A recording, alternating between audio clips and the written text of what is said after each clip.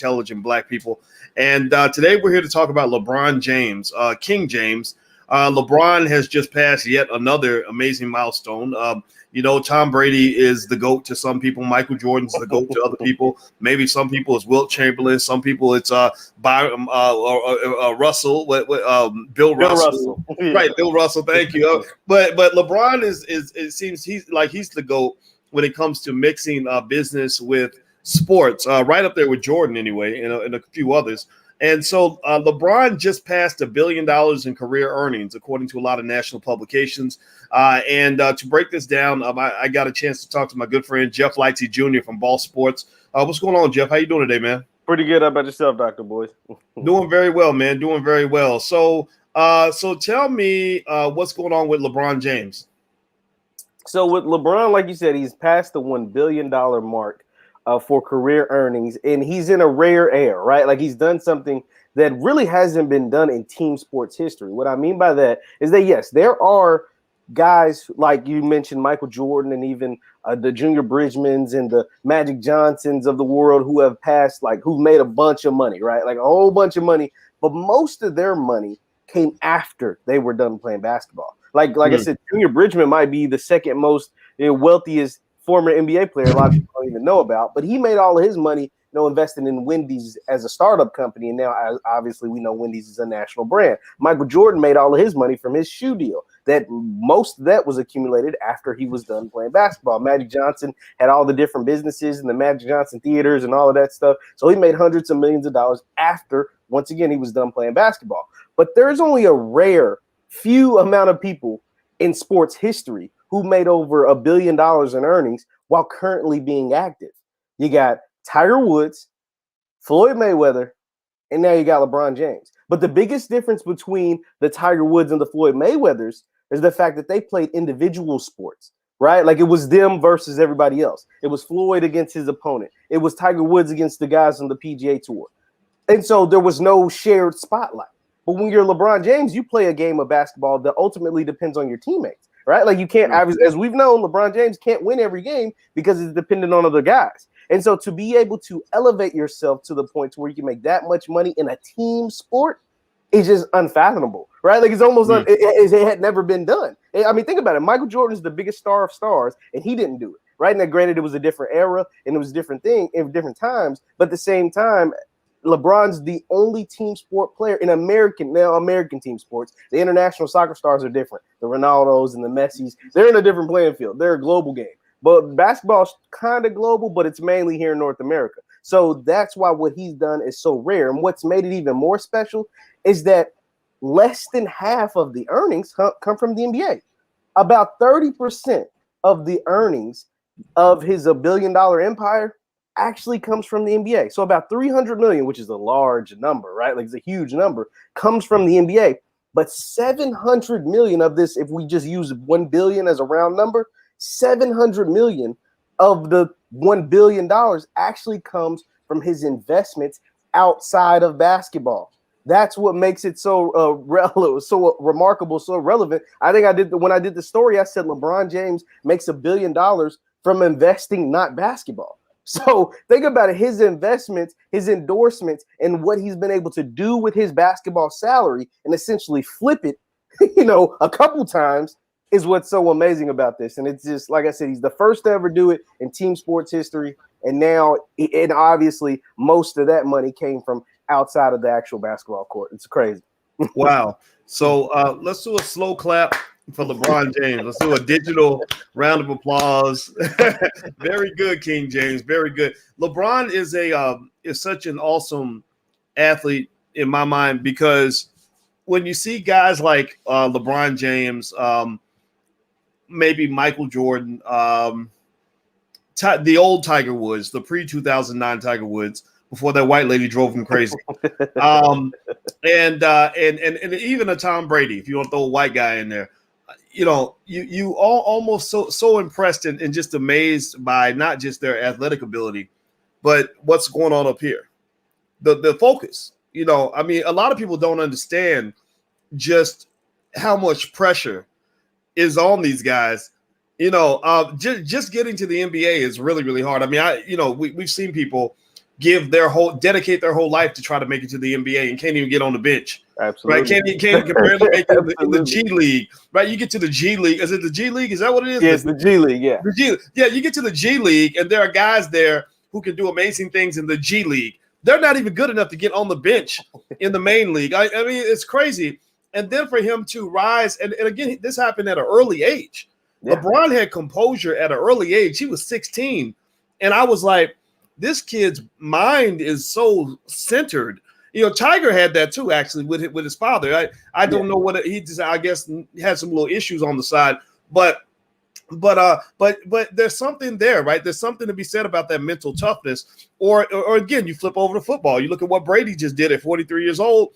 You can't really do those things if you're a regular person who gets rattled easily, right? Yeah. You have to have a type of focus that you know, and a type of focus and intensity that allows you to be successful at everything. That's the point. And so the story I'll share with you is I remember one time when I was teaching at Syracuse, there was this guy who was in my class, and it was an all-white class, and I had one black student, and the black student was on the football team. He was an all-conference, all Big East wide receiver, and he literally on every test would get like the worst grade in the class. And I would see him on TV on Saturdays, catching touchdown passes and getting all these accolades. But yet he, you know, on my every test, I'd be like, man, this sucks. The black man has the lowest grade in the entire class, not the second lowest, the lowest. So he came to my office one time, and he said, yeah, man, you know, your class is kind of hard. I was like, what the fuck are you talking about?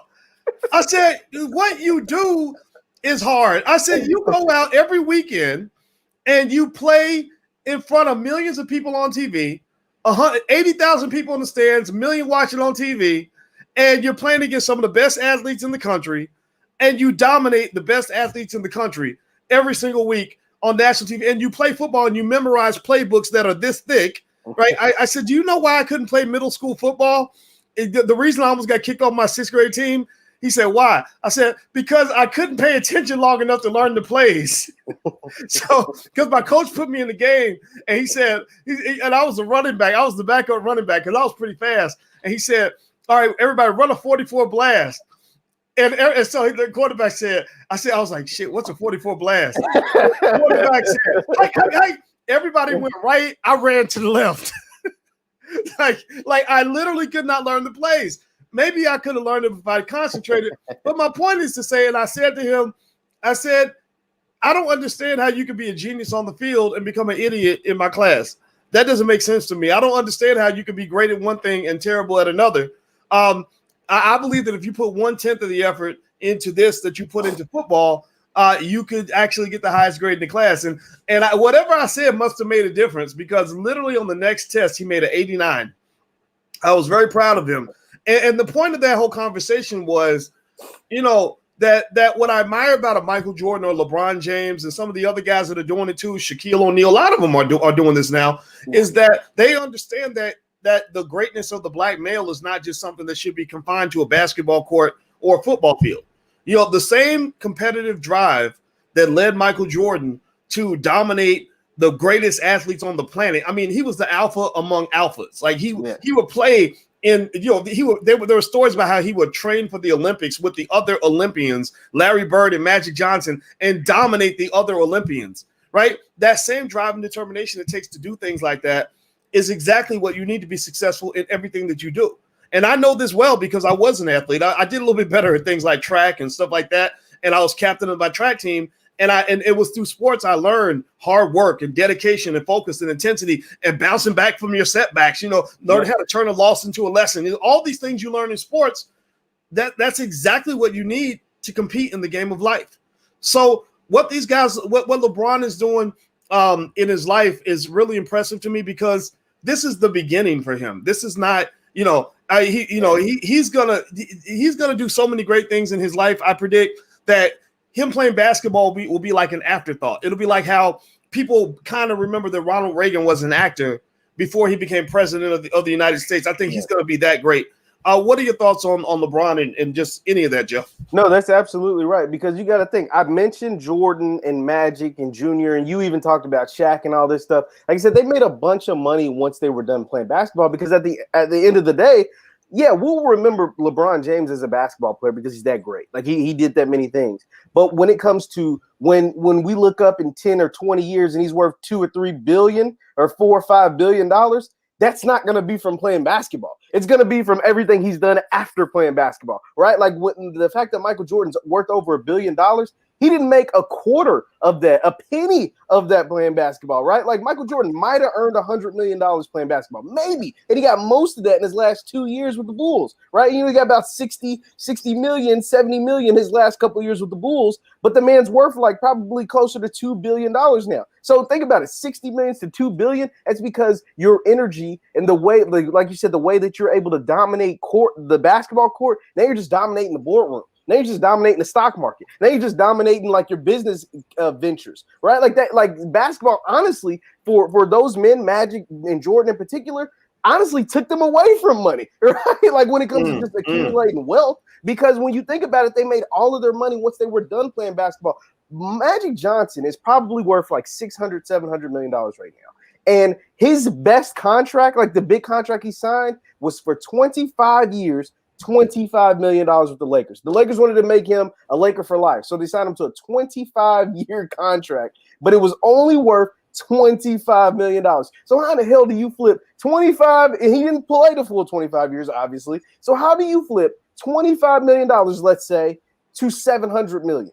You don't do that from dribbling a ball. You do that from everything else. And so that's why when LeBron James ultimately will be worth so much money, it's because he will not be distracted with basketball. So he's like, man, you make $300 million, you call that a distraction? Well, yeah, it is when you're at the same time, you accumulate $700 million doing everything else. And that's exactly what the greats did. And I think that's why LeBron James' legacy will be worth so much more than just basketball. And that's why us, just as individuals, someone who may not ever sniff $300 million can use that same strategy to apply to your life. Right? Like you might not make $300 million, but say if you make 30,000, 40,000, there's no reason why you can't flip your money, right? Like you can't make double that outside of your job or outside of your small business or outside of, you know what I mean? Like it's the same rules apply, right? You might not be getting a sponsorship from Pepsi or Coca-Cola, but the Pepsi and Coca-Cola stocks pay dividends, right? Like, or you know what I mean? The Nike or Under Armour might not be paying you to wear their brands, but you can get paid by buying their brands or buying their company. It's the same, all the same rules apply, right? Like you might not be playing with the same amount of money that LeBron James is playing with, but whatever money that you're making, you can do the exact same thing. And I think that's the ultimate lesson to learn from LeBron James, to see that the NBA don't pay his bills. He pays his bills by being smart with his investments. All right, everybody. If you just came in, I'm talking with Jeff Lightsy Jr. from the Black Boss Channel. And you can follow Jeff at JLightsy7. He's really smart. He knows a lot about sports. And also follow the blackbosschannel.com if you're into what black men have to say. They talk about sports, politics, stocks, everything else. And also on my Twitch channel. My Twitch handle is Bo Watkin, BOWATKIN. I actually do some stuff on Twitch as well. We're on pretty much all the platforms. But if you can't find it that way, you can also go to drboystwitch.com. You can find it there. That's where, I don't know if you know, Jeff. I don't know if you've seen where I play Call of Duty, and I like to, like, you I was watching the other day. You was getting killed, man. I was like getting blown away every other play. But I'm going to keep practicing. I'm going to get better. Eventually, I'm going to nail it. But anyway, yeah, so I play video games with my kids, and also we talk shit, talk stocks, just have fun, stuff like that. And so if you want to follow me on Twitch, feel free to do that. All right, so and hit the thumbs up button. If you haven't hit the thumbs up button, please do that. So what I really think that what's really going on here is athletes are they've evolved through time, where they understand that that the paycheck that you're receiving is not your greatest the greatest representation of your value, and that's true for really anybody. That's why, for example, a lot of the people I talk to in the Black Wealth Bootcamp, stuff like that, what we're really talking about is saying, look, the reason that they're paying you to do that job is because they're basically drilling for oil in your backyard. It's like if you own property and you've got oil in the backyard of your property. Imagine that. So an oil refinery or an oil company will come to your house and say, hey, we'll pay you, $500,000 a year if you let us drill in your backyard. Well, if they're giving you $500,000 a year, unfortunately, in many cases, that means that they might be extracting $5 or $10 million a year out of and giving you $500,000. Now, that doesn't mean it's a bad deal necessarily. I mean, I don't think athletes at all are getting a bad deal. I think especially NBA players, they do okay. I don't think it's terrible. It's not a terrible life, right? But really, where you get that real value is when you learn how to drill for that oil yourself, right? Yeah. Or also the other thing too is that a lot of the way that we're duped in terms of how to make money in America is that from an early age we're taught that the way to make money is through labor and to trade your time for money. And so basically you're trained to sort of work hard and do your best and go to school, and then you can make more money and make a higher income. Yeah, and so your dream is like, okay, I want to be a lawyer making $400 an hour, etc. And that's all good. But what happens is I know a lot of those $400, $500 an hour lawyers. And what happens is they get drained. They get to the point where in economics, we call this the point of diminishing returns, where you're no longer excited because you got a big paycheck.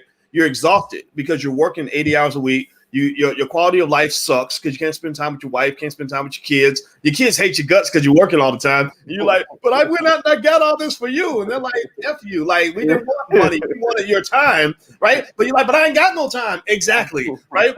So then you realize, wait a minute, you peek behind curtain number 3, right? Because curtain number 1 is the good job, right? Curtain number 2 is where you actually learn how to do things like run a business, where you're actually telling people what to do and delegating and running the company. And then that's really great because then you're making really big money. You work less, but you're still working a lot, and your wealth just kind of goes insane. But then the door number 3 is when you get to where LeBron has gotten to, where LeBron is going to get to the point where, just like an Elon Musk or Jeff Bezos, people like that can make millions of dollars a week without even getting out of bed. Like they just literally, they own assets. They own, he'll have so much stock that he'll just have, hundreds of millions, if not billions of dollars in stock that he can go and just take a little piece of that and do whatever he wants, right? He'll have his yacht and his yacht, his mansion, all these other things, and they'll all be business expenses, and it'll just be a bunch of assets that he's managing where literally going to work is optional. He'll go to work if he wants to, but he'll never, ever have to do that again. So I encourage people to look behind door number 3 because you don't have to be rich to get to that point. I know people that have an income of, say, less than $100,000 a year who don't work for that money, right? And that's the funny thing about America is that the people that make the most money are the ones who work the least. The ones who work the most pay all the taxes and they do all the work. And they're doing work on behalf of the people who are at the top of the food chain. And what the distinguishing factor is, did you take the time to understand how the game works? And so that's where and I'd like to get your thoughts on this, Jeff, or you can share a perspective on what I just said, but that's where training comes into play. LeBron is a great basketball player, one of the best in the world, because he practices, right? LeBron would not be an NBA player if he did not practice basketball on a regular basis. Well, the same thing is true when you talk about playing the game of global economics. If you want to be good at that game, you got to practice.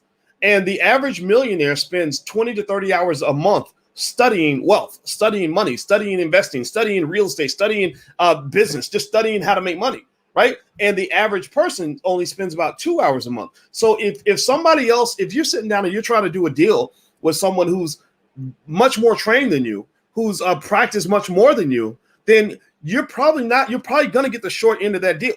It's like trying to play basketball against a guy who's in the gym 8 hours a day and you ain't been to the gym in 6 months. Well, how the hell you think you're going to win that game? You're not going to win.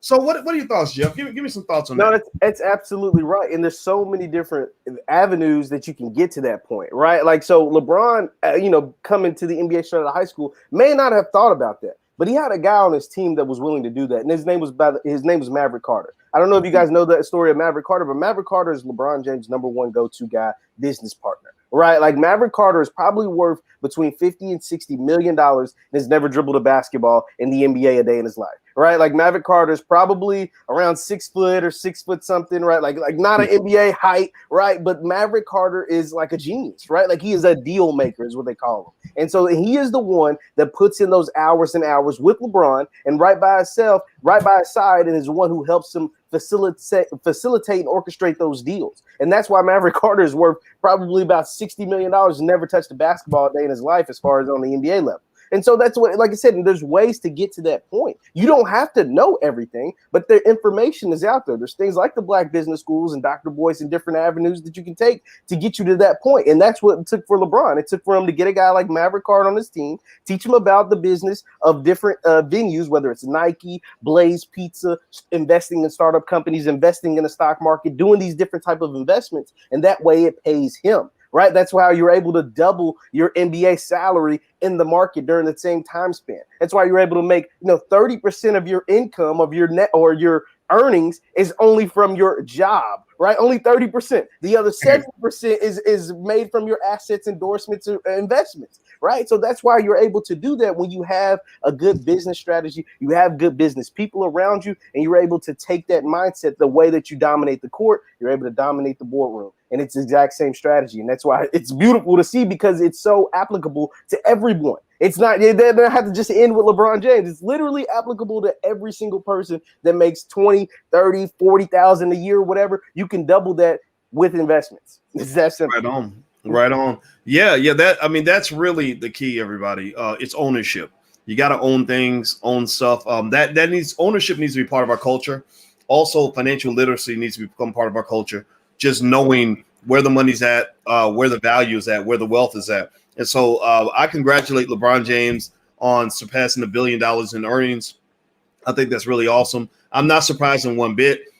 So I enjoy watching him play, and I enjoy watching him really play the real game, which is the game of economics. Now, the last piece I'm looking for is LeBron. If you're listening, I'm looking for y'all to get together and start a sports league. I'm sick and damn tired of y'all getting mad because the white man ain't treating y'all right. Well, it's not fair. Did you see Draymond Green? He was complaining about how we treat it so bad. This ain't right. This ain't okay. I get that, but when you go into another man's house, then that man's gonna treat you the way he want to treat you. If you can't build a house, then you need to sit down and shut up. Seriously, or you could try to fight the master in his own house, but you ain't usually gonna win that fight. Remember, the Chicago Bears were purchased for $100, I think. It was either 100 or 500. I believe it was $100. The Bears are now worth over $3 billion. This is 2 generations later. Not that long. I think it was less than 100, about exactly 100 years ago, if I'm not mistaken. The Bears were purchased for $100. Now they're worth $3 billion. That's because the people that started the league had enough vision to say, we're going to create our own. Owning something of our own is important enough that we're going to go ahead and plant this seed. It was $100. It wasn't $1 trillion. It was $100. We're going to plant this seed, and we're going to build it to the best of our ability and see what happens. A lot of times doing big things ain't just about having the skill set to do it. It's about being a big enough thinker to do it. I'd rather be a big thinker with average intelligence and average resources than to be a small thinker with extraordinary intelligence and extraordinary resources. In our community, we have a lot of very intelligent small thinkers. We have a lot of PhDs that can change the world who are sitting in their offices quietly writing research papers that nobody's ever going to read. We have multi-million-dollar, billion-dollar athletes, eventually billion-dollar athletes, who still somehow think that even though you made $100 million last year, you still got to sit down and take orders from somebody. What is going through your mind that makes you think you got to listen to anybody? You making that kind of money, you ain't got to listen to nobody if you don't want to. You're just choosing to do that. So that same courage that we see from some of the white guys out here, the Elon Musk types, etc. Elon Musk is like, not only do I not give a fuck, but I'm going to build a ship and I'm going to go to Mars. It's not possible, but I'm going to figure out a way to do it, right? And I'm not saying we don't have people in our community that can do the same thing. I'm just saying that I believe we're even better than that. And I'm just saying that these guys are sitting on collectively billions and billions of dollars with millions and millions of fans and followers and supporters that will buy tickets to anything that they create. Why is it that the only person I can think of who started a sports league, the only celebrity with a sports league, is Ice Cube? And I don't think Ice Cube is 6 feet tall. No, he ain't never played. No. Right, Ice Cube is about my height. Right, and from what I remember, they used to call him Doughboy. Right, so I don't think he was a premier athlete, but you know what he is? He's a big thinker. He's a big thinker. He told that story on this platform. He's talking about when John Singleton, he did Boys in the Hood, and John Singleton said, "Look, there's not going to be any more roles like this in Hollywood. That you're ever going to get." And so he said, "Well, you're going to have to write your own movie." So Ice Cube said, "Okay, I'm gonna write a movie." The movie was called Friday. Friday is now $1 billion franchise. When he started NWA, there was no gangster rap being played on the radio. No. There was no radio. There's no record labels that were going to sign a group like that, right? But they signed themselves, right? So just at least give it up. I mean, you can critique it however we want to, right? But you got to at least give it up for the fact that these guys said, "Okay, we're going to create a pathway where there is none." These guys don't have it that hard. These guys are not, young dudes out in the street without a pot to piss in. These men are sitting on hundreds of millions of dollars a year in resources. So the only thing stopping you is a lack of imagination. That is the only thing stopping you. A lack of imagination, a lack of courage, a lack of desire to manifest. And here's the thing. This is the last point I'll make on this. Jeff, I'll let you get the last word. Is that one of the things I truly believe about manhood and masculinity is that a man is supposed to have the ability to not just lead, but to manifest. You're supposed to be an initiator. Women naturally, from what I've read, women are naturally very good nurturers and supporters. Not that they can't manifest too, but naturally they tend to nurture and they'll create or they'll support what's already there. But men are supposed to be the ones to be the initiators. That's why when you meet a girl, you're not supposed to wait for the girl to ask you out. I don't care what anybody says. You're supposed to go ask her out. You're supposed to initiate. If you don't initiate, tell me if y'all know what I'm talking about. If you don't initiate, she will just sit there a lot of times quietly waiting for you to just say the word.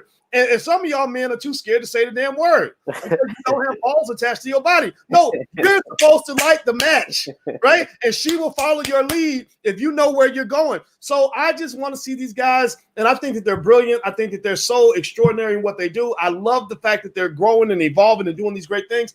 I want to see them manifest some shit that's going to elevate the whole community. I don't want to see them wearing Black Lives Matter apparel because George Soros created an organization that tells them what to wear. I want to see them say we created an organization that we manifested this, and we're wearing our shirts that represent our organization. No disrespect to y'all, but we got our own thing. That's what I think people have to do, because here's the other thing too. If LeBron's making billions and LeBron is taking care of his buddies, I think that's wonderful. But I would love to see LeBron create a company like a SpaceX or a Tesla type style company where you're employing hundreds of thousands of people. You know, Jeff Bezos employs 1.2 million people, if I'm not mistaken.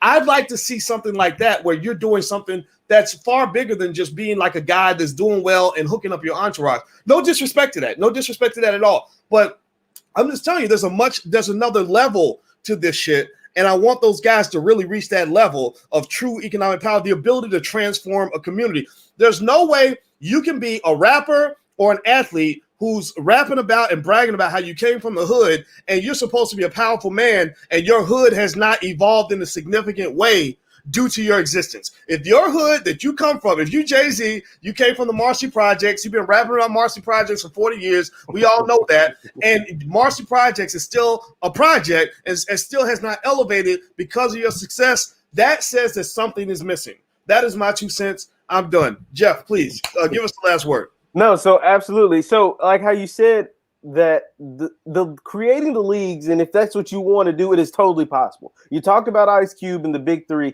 and there's also the XFL, which is now owned by The Rock, right? So the two biggest, I guess, independently owned sports leagues are owned by entertainers, right? Like they did guys that never. Well, The Rock has a little history in sports, right? He played college football, but Ice Cube hasn't really no known history in sports. So we're talking about guys who took their own money. Rock, I think, spent $15 million. I don't know how much it took. I'm sure it might have took that much or even more to start the Big Three for Ice Cube. But now they own something of their own, and now they employ former athletes, or in Ice Cube's instance, former NBA players, and The Rock's guys who either are on the cusp of making the NFL or who are used to playing the NFL, right? Like, so guys that are athletic enough to play at that level. And you don't have to go in direct competition with the NBA or the NFL if you don't want to. The Big Three is played during the spring or during the summer when the NBA is done. The XFL will be played during the spring when the NFL is done. So if you don't want to go head on with the giant, right? Like you don't want to be David versus Goliath, and I get it. But that option is still there. So it took two entertainers essentially to create their own sports league. So the fact to say that it's not possible, it is totally possible for those who want to do it. You can definitely come together. We've seen Ice Cube do it. Now we see The Rock doing it. And we've seen people do it throughout the history of time, whether it was Vince McMahon who started the XFL, or the guys who bought the Chicago Bears and all those other startup teams in the NFL that are now worth billions and billions of dollars. So yeah, it's definitely possible. You just have to want to be able to go do it. And if you do, and you come together collectively, guys definitely have enough capital to make it happen. And you just have to have the imagination, like you said, to want to do something and pull something like that off. Well, the funny thing is, like, we know it's possible because the white man already did it like 1,000 times, right? So I mean, if you just really process that, right? Yeah, we have to be cautious about what could be defined as almost white supremacist thinking, where literally there'll be something that white people do every other Tuesday, but we'll be like, no, that's not possible. Like, well, wait, why is it possible for him, but it ain't possible for you? like you have more capital, more resources, more money, and all that stuff. No, right. yeah. I mean, if the way I see it is, if he can do it, I can do it 10 times better. And with 10 times less resources. I mean, I personally think that overall, like, I think this is the beginning of us really digging into our greatness, and I think also when you're measuring, what it really means to have an impact. I think the question becomes one of scale. If I am a black man who goes out and I make $1 billion or $100 million, I'm not talking about LeBron anymore. LeBron James is cool with me. I'm really good with LeBron James. No complaints at all. Just thoughts and suggestions on how to process this. But I go out here and I make a lot of money. And then what am I going to do? I'm naturally going to take care of my family. I'm going to take care of a lot of friends, right? But there's still another level to that. There's another level where you created a process and a system where you're taking care of thousands of people or better yet, engaging thousands of people with employment and opportunities who are not 6'8", 240 pounds, right? Who didn't grow up with you in the hood, who don't even know you. These are people that come and work for your company, work for your factories, work for your car dealerships, work for your organization. And so that to me is the big measuring stick. So, for example, I know a lot of people talk about LeBron in his school, and I think that's great. I love the fact that he built that school. I think that's wonderful. I don't know all the details of it, but it sounds like a great school.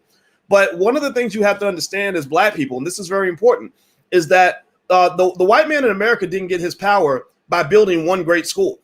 He got his power by industrialization. He built thousands of schools.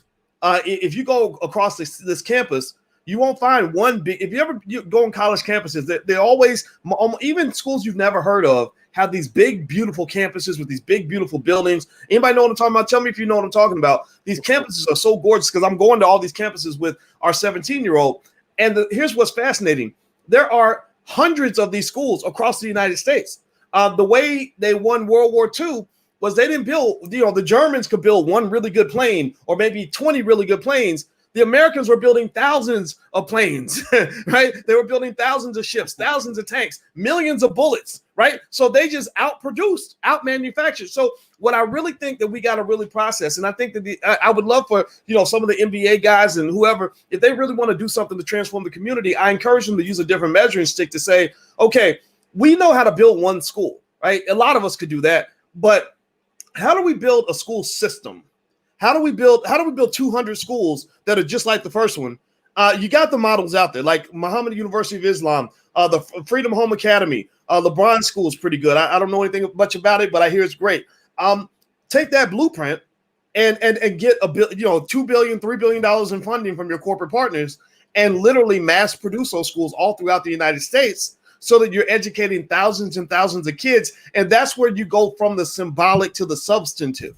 See, part of the reason that it's hard to win is because we don't have a systematic strategy. It's like football, right? Or you think about football, you can't really win a football. You can't win a Super Bowl with one great player. Right?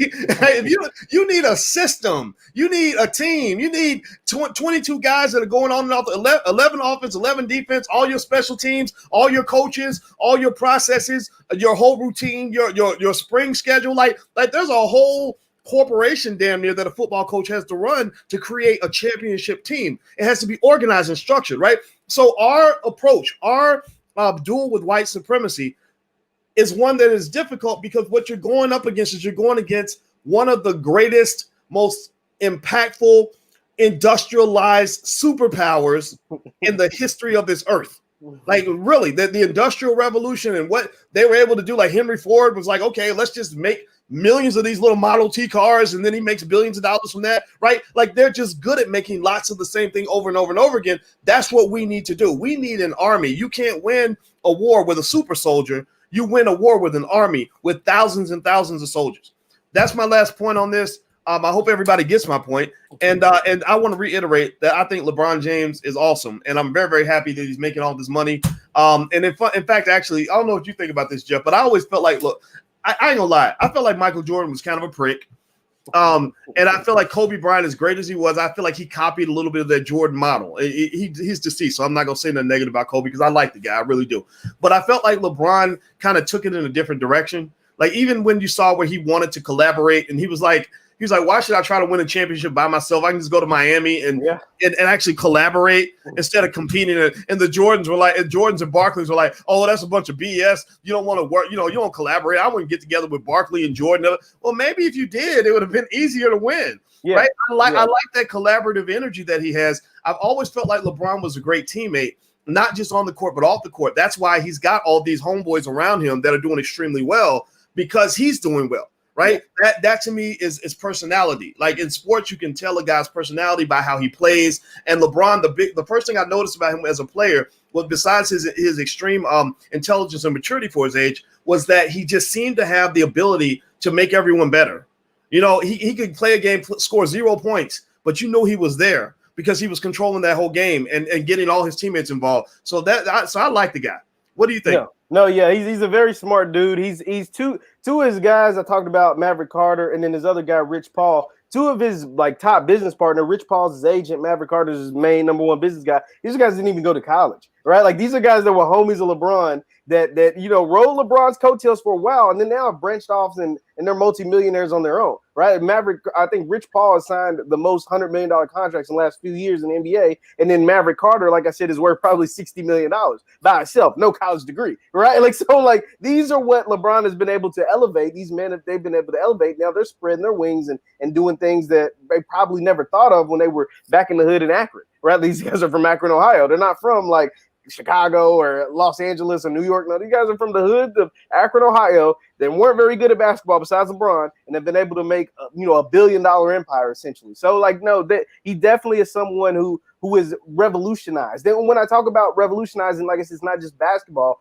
but like with his investments, with his media companies, with his things like that. NBA players are now, LeBron James will not be the last $1 billion active athlete in the NBA. Why? Because he has now made it a trend. He has now made it fashionable. He's now made it almost mandatory to have investments outside of just playing basketball. Like the top guys like Kevin Durant, Steph Curry, James Harden, these guys now have millions and millions of dollars of their NBA money tied up in investments. So these guys will all probably eventually be billionaires before the time they're, but way before Michael Jordan or Magic Johnson ever did it, because LeBron has made it like almost, like I said, mandatory to be invested outside of just the court. And now, just like he's now made it mandatory in the NBA to really move into the mobility to go get a championship, because you're almost talked about if you take all the money and don't go play with a better team, right? Like you're almost talked about badly in the press. And that's because of the precedent that LeBron has set that was followed by Kevin Durant, that has been followed by several other players since then. And so the same way he did that, made mobility like really like forgiving and really normal in the NBA, players changing teams all the time to try to win championships. He has now made being a businessman normal, and he's normalized that while being an active athlete. So it's beautiful to see. Well, I'll tell you what, I love it. And I have a lot of respect for this guy that I'm speaking with by the name of Jeff Lightsy Jr. Jeff is at theblackballschannel.com. He does a lot of commentary on sports and everything, and really a lot of things, not even just sports. He kind of hits a lot of different topics, and he's really great to watch. And you can also follow him on social media at jlightsy7. There's his social media, so find him on Instagram and everything else. Also, if you could, please hit the thumbs up button, share button, and subscribe button. And also, those of you who want to know more about things like stock market investing, we actually have a free Black Stock Market Challenge, which is like a mini course you can go through absolutely free. And it'll get you kind of moving on stock market investing, things like that. I'll send you a sequence of 5 projects over a 5-day period that you can apply that'll get you going on stock market investing and give you pretty much what you need to be an active investor. So thank you guys for hanging out with us. It was great to see you. We love you. Hit the thumbs up button on your way out. And we are out of here. See you soon. Take care.